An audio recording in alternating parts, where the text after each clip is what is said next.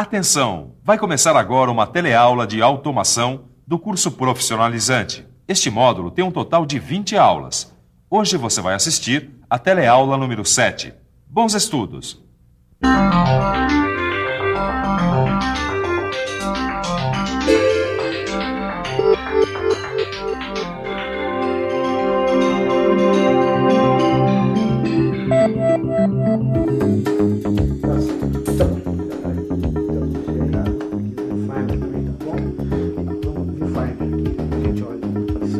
Vamos lá? Sem problemas? Acho que não. A gente pode... Tá, precisa começar logo para entregar. Tem distância aí? Tem. Vamos lá, tá pronto? Mano, Então. vamos lá, gravando. Aí.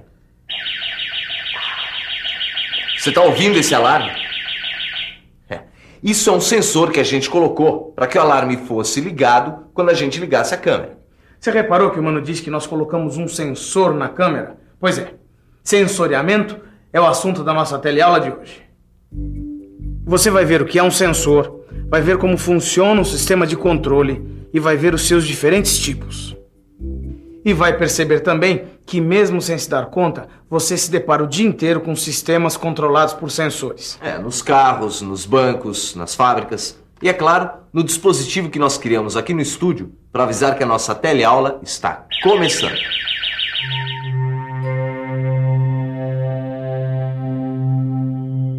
Não seria exagero nenhum dizer que hoje em dia todos os sistemas que exigem algum tipo de controle possuem sensores, dos sistemas mais simples aos mais complexos. Isso porque as informações fornecidas pelos sensores vão permitir que exista o controle do sistema. Nos automóveis, por exemplo, existem sensores nos sistemas que indicam o nível do óleo do cárter, nos sistemas de freios e também nos sistemas que indicam o volume de combustível no tanque, que serve justamente para o motorista saber a hora que a gasolina está acabando. Explicando melhor, a função do sensor é indicar um valor ou uma condição de uma grandeza física, para que haja controle dessa grandeza física que está sendo sensoriada. Ao sensoriar, por exemplo, o volume de combustível, que é uma grandeza física, o motorista tem controle sobre o sistema de combustível. Assim, ele pode reabastecer o carro quando ele está sem gasolina.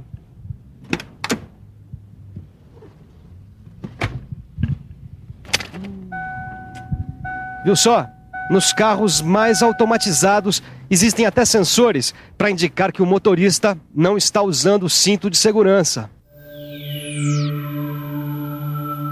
Falando em segurança, o termômetro, que a gente usa para saber se está com febre, é um bom exemplo de sensor. Você quer ver só?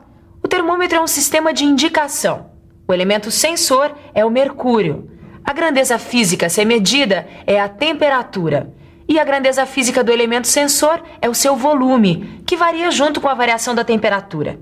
Isso porque o mercúrio é um elemento químico que dilata com o aumento da temperatura. Bom, assim, ao medirmos a temperatura de alguém, o mercúrio, ou melhor, o sensor, varia, aumentando de volume, caso a pessoa esteja com uma temperatura alta. Dessa forma, a gente pode medir o valor da temperatura observando o comprimento da coluna do mercúrio. Em outras palavras, o sensor é um dispositivo que converte um sinal de qualquer espécie em outro sinal que possa ser transmitido ao elemento indicador, mostrando assim o valor da grandeza que está sendo medida. Todos os elementos sensores são chamados de transdutores. Você deve estar se perguntando, transdutores? É simples. Transdutor é todo dispositivo que recebe um sinal de entrada em forma de uma grandeza física e fornece uma resposta de saída, que pode ser da mesma ou de outra espécie de grandeza física, reproduzindo assim algumas características do sinal de entrada. Dá uma olhada nesse sensor. Aqui nós temos um transdutor. Foi ele que percebeu quando a câmera foi ligada e, através de sinais, indicou para o sistema de controle que o alarme deveria tocar. Só que esses sinais transmitidos para o alarme foram sinais elétricos, que é a forma pela qual a maioria dos transdutores indicam uma grandeza. É isso mesmo. A maioria dos sensores são transdutores elétricos, já que eles recebem um sinal de uma grandeza física qualquer e transmitem esse sinal através de um outro tipo de sinal elétrico. E esse sinal elétrico é mostrado através de um medidor. Medidores. Quer ver alguns exemplos? Olha só, nos painéis dos automóveis, dos aviões, dos navios, através de sinais elétricos, esse ponteirinho do medidor muda de acordo com a variação do volume de combustível no tanque. Agora, que grandezas elétricas será que são usadas nos sistemas de controle? Você conhece muito bem essas grandezas elétricas. Afinal, você já viu isso em outra teleaula. Quer ver só? A tensão elétrica, que é igual à diferença de potencial elétrico entre dois pontos de um circuito elétrico. A corrente elétrica, que é o fluxo de cargas elétricas através de um condutor por unidade de tempo. E a resistência elétrica, que é a grandeza que caracteriza a propriedade de um elemento de circuito de converter energia elétrica em calor quando percorrido por uma corrente elétrica. A maioria dos medidores e elementos de controle são capazes de ler esses sinais sem qualquer dificuldade.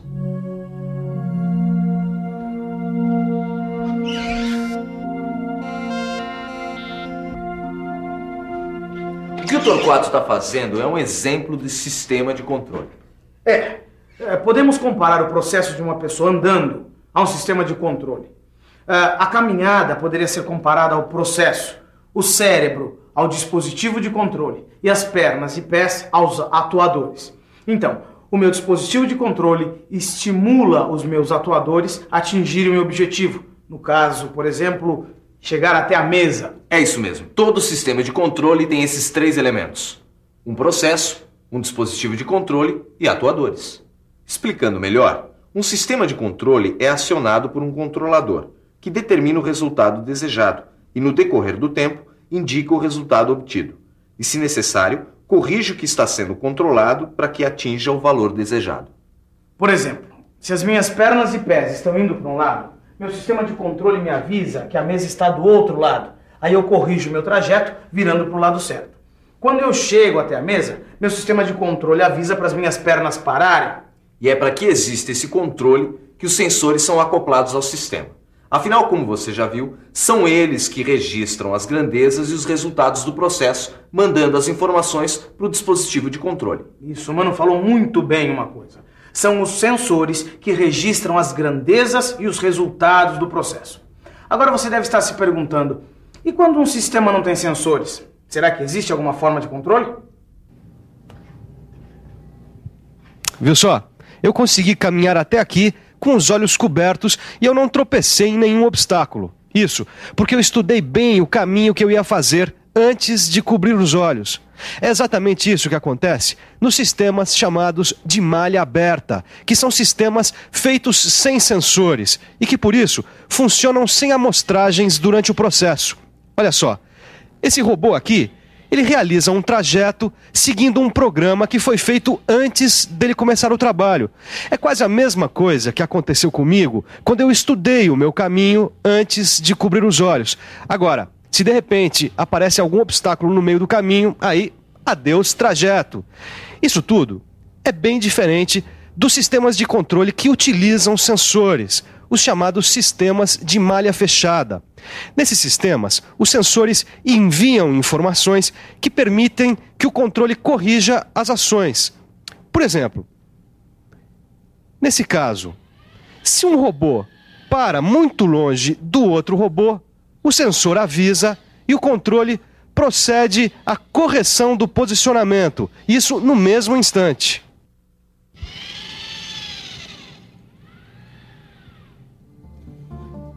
Hoje em dia, cada vez mais são usados sistemas em malha fechada.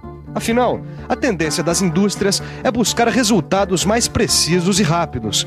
Além disso, com o desenvolvimento tecnológico, os sensores também são mais precisos e eficientes, podendo ser usados nas mais diversas aplicações. Como, por exemplo, em robôs, nas máquinas mais variadas e equipamentos. Tudo isso vem mudando bastante os processos industriais. Até um tempo atrás, o processo de usinagem aqui da fábrica era manual. O operador tinha que controlar todas as operações com o olho. As únicas ajudas que ele tinha eram dos instrumentos de medida. Paquímetros e micrômetros.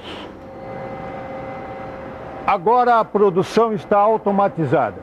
E são os sensores que indicam para o computador que parte do material já foi usinada. E o computador pode controlar a velocidade de operação de cada mecanismo. Testando o robô, mano? Estou verificando o robô porque está na hora da gente falar sobre os sinais digitais e analógicos, que são os dois tipos de sinais indicados pelos sensores. Bom, vamos começar pelos sinais digitais. O sistema de alarme é um bom exemplo disso. Quando eu liguei a câmera, esse transdutor recebeu uma informação indicando que alguma coisa tinha acontecido. Como a grandeza é digital, a gente usou um sensor digital. Isso porque o sinal digital é um tipo de sinal que indica se aconteceu ou não alguma coisa. O que é bastante diferente do que acontece no controle de um sistema com robô. Durante o deslocamento de um robô, ele pode ocupar qualquer posição, desde a partida até a posição final. Afinal, ele se mexe realizando um trajeto contínuo. Por isso, o sinal deve acompanhar todo esse trajeto, indicando todas as posições do robô. É o chamado sinal analógico. Só que além do sinal analógico, um robô também pode utilizar um sensor digital. É isso mesmo, eles podem ser usados, por exemplo, para indicar um local de perigo. E nesse caso, eles estão sendo usados como dispositivos de segurança. E normalmente são sensores ópticos. Assim, durante o trajeto, os sensores analógicos controlam o trajeto e os sensores ópticos alertam sobre um perigo. Um tipo de dispositivo bastante usado em muitos equipamentos, instrumentos e máquinas, como a máquina injetora de plástico. Se uma das portas abrir, os sensores indicam para o sistema de controle e a máquina para no mesmo instante.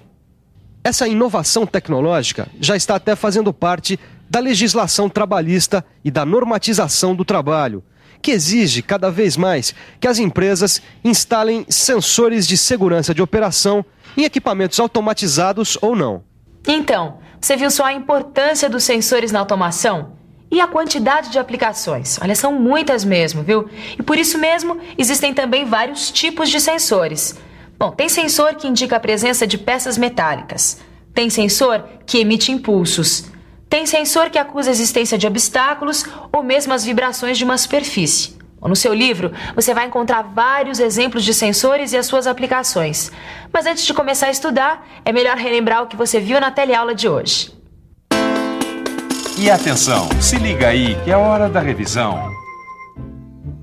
Na teleaula de hoje, você viu que o sensor é um dispositivo de controle de um sistema.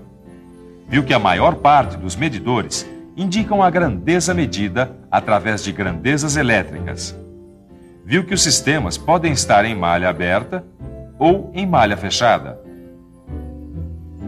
E viu que os sensores indicam variações de grandezas analógica ou digital.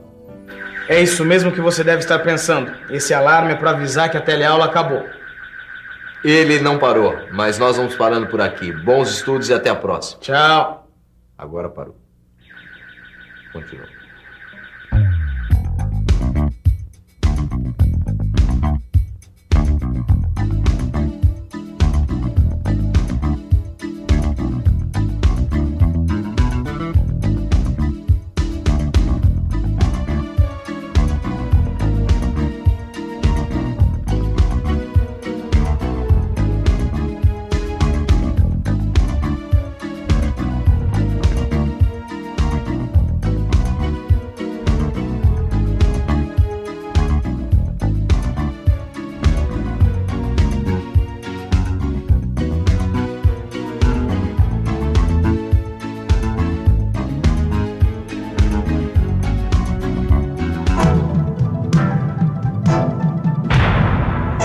Telecurso 2000, um programa de educação do Sistema Fiesp e da Fundação Roberto Marinho.